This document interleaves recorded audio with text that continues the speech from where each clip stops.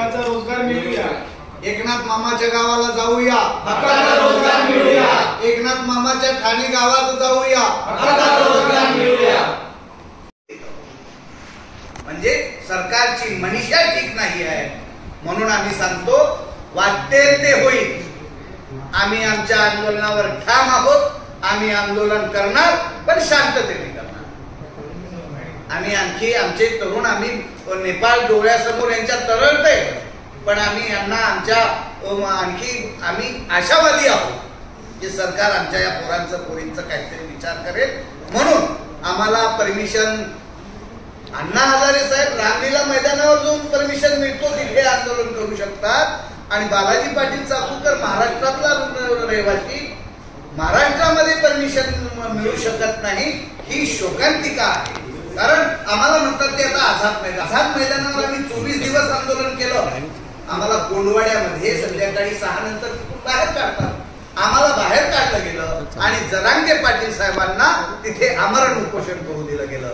आम्ही आपल्या माध्यमातून राज्य सरकारला सांगतो, आम्हाला आमरण उपोषण करण्याची परवानगी आझाद मैदानावर द्या, आम्ही आझादीची लढाई त्या ठिकाणी बालाजी पाटील चाकूरकर आमरण उपोषण करायला तयार आहे आणि मरेपर्यंत करायला तयार आहे। पण आम्हाला एक न्याय आणि जरांगे पाटलांना एक न्याय, राज्यामध्ये एका व्यक्तीला एक न्याय 2 न्याय होऊ शकत नाही।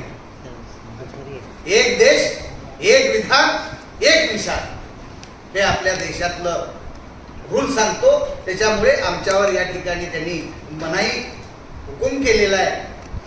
जरी मनाई हुकूम केला तरी आम्ही ते मनाई हुकूम शांततेच्या मार्गाने आम्ही मोडून काढू आणि आमचा न्याय या हक्काचा लढा आम्ही लढू।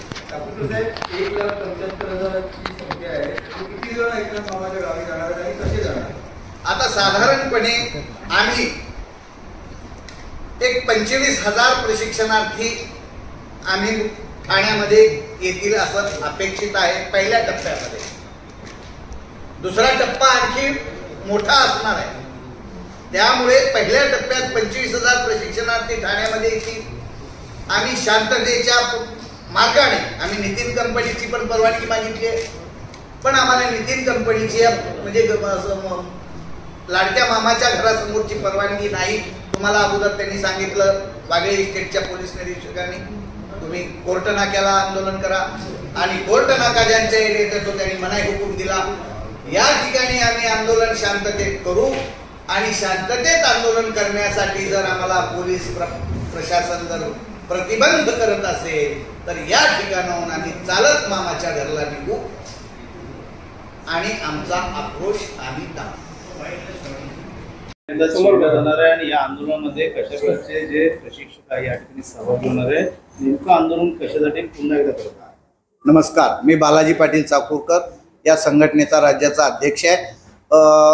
1,75,000 प्रशिक्षणार्थ्यांनी मुख्यमंत्री युवा कार्य प्रशिक्षण योजनेच्या माध्यमातून प्रशिक्षण घेतलंय आणि हे आता प्रशिक्षित बेरोजगार होत आहेत, आणि राज्य सरकारकडे आम्ही 13 आंदोलन विविध करून सुद्धा राज्य सरकार या प्रशिक्षणार्थ्याकडे पॉझिटिव्ह नजरेनं पाहत नाही आहे। म्हणून ज्यांच्या काळामध्ये ही योजना आली ते आदरणीय एकनाथराव शिंदे साहेब मुख्यमंत्री होते, त्या आदरणीय एकनाथराव शिंदे साहेब लाडकी बहीण योजना काढले, त्या लाडक्या भावाचे हे लाडक्या बहिणीचे हे लेकरं आहेत, भाचा आणि भाची, यांचं गाराणं घेऊन आम्ही येणाऱ्या 12 ऑक्टोबरला सकाळी 10 वाजता महाराष्ट्रातून 36 जिल्ह्यामधून 25,000 प्रशिक्षणार्थी कमीत कमी पहिल्या टप्प्यामध्ये आम्ही मामाच्या गावाला निघालो आहे। चला मामाच्या गावाला जाऊया आणि हक्काचा रोजगार मिळवूया या टॅगलाईन खाली आम्ही मामाच्या गावी येत आहोत। मामाच्या गावी येऊन आम्हाला इथं मनाई हुकूम केलेला आहे, मनाई हुकूम केला तरी आम्ही शांततेच्या मार्गाने हे आंदोलन करणारच, या भूमिकेवर आम्ही ठाम आहोत। आपण